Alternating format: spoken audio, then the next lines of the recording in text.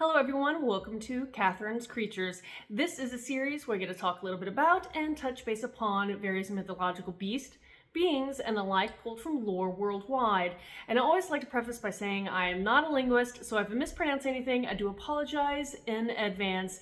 And per a recommendation or request technically by a fellow viewer, we're going to be talking about the Nemean Lion today, and this is a mythical lion that comes from ancient Greece, so Greek mythology, and was later also incorporated into the Roman mythos as well. And it was a lion that lived, and where it gets its name, in Nemea, a region of ancient Greece. Its claim to fame is the fact that it was one of Heracles' 12 labors. We'll get to that more in a moment because that is its most popular story. But beyond that, it pretty much looks like a lion, any kind of lion that you think of, maybe slightly larger and oversized in size. It had said to have this kind of golden hued fur, that either the fur or the hide itself was impervious to attacks. In other words, mortal weapons were useless against it. It was also said that its claws were sharper than swords and could easily cut through armor, so a very dangerous creature indeed. Now, as far as its origin goes, depending on the writer will depend on who they claim the parentage is for the Nemean Lion, one of which is by Hesiod, and in his writings, the Nemean Lion's father was Orthrus, a two-headed dog from Greek myth, and Orthrus was also the brother of Cerberus, the guardian of the entry into Hades, so the underworld. Anywho, fun facts about that family. And in that one, there are various creatures that could have been its mother, so to speak. But again, it wasn't really ever set in stone. So when it comes to Orthrus, they're usually said it's just a she, unidentified of which particular feminine monstrosity birthed the Nemean Lion. Now, another writer, Apollodorus, he claimed that Typhon was actually the father and not Orthrus in his stories, and other writers, one of the other theories is that the Nemean Lion actually sprang out of the moon goddess Selene. So there was three different options. You can choose which one you like. In the stories, if you get a story that talks about the Nemean Lion's childhood, its life before Heracles, it was said to have been raised by Hera, which, if you know anything about Hercules, that's problematic because Hera does not like Heracles, and was obviously raised and brought up the lion cub in Nemea until it reached adulthood and then started becoming this very dangerous terror of the lands. Now, outside of that, we'll get to Heracles and the 12 labors, and actually the Nemean Lion was the first labor of Heracles, and in the story, it depends on, obviously, the version, but there are several versions about when Heracles heads out after being tasked to slay the lion, one of which he comes upon a boy, and in that one, the boy gives him a mysterious kind of almost warning saying, if he is not successful in slaying the lion in a certain amount of days, the boy was going to be at risk of being sacrificed himself.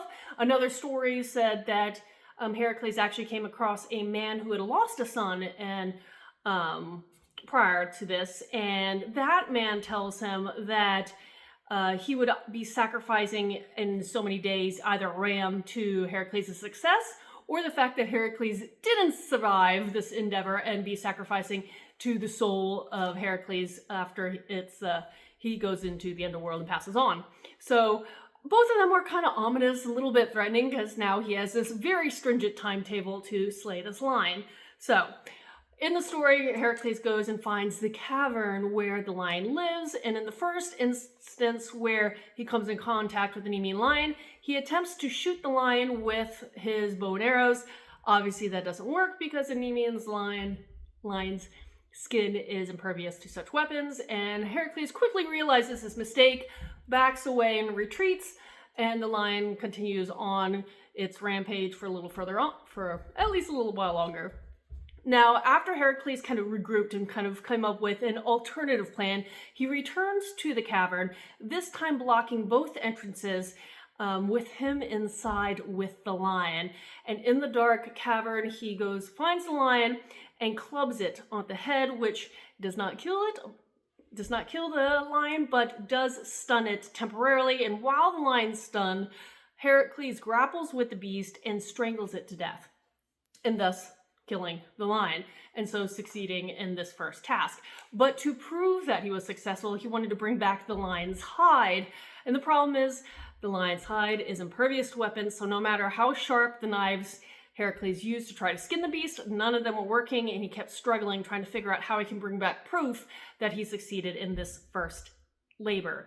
So the goddess Athena, who is kind of this passionate character, in the sense that she cares for and loves to aid a variety of quote-unquote Greek heroes, not to say any of the Greek deities are necessarily good versus evil, but she does have an affinity for heroes, and so she comes down and actually kind of gives Heracles a little bit of a tip and alerting him to try to use the Nemean lion's own claws to skin it.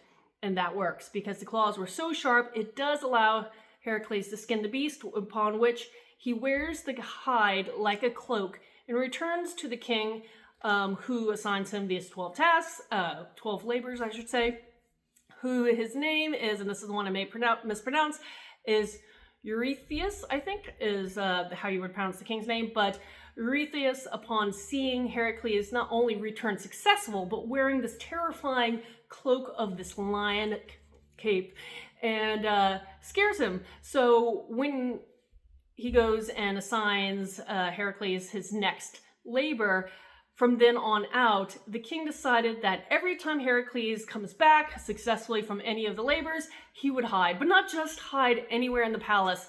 He hides himself in a jug that is kind of buried underground in a way. So truly hiding, because he is terrified of Heracles and Heracles' successes. And from his hidden place, he tells people what to assign for Heracles for the rest of his labors. Fun little story there, but that's pretty much everything I have about the Nemean Lion at this moment in time.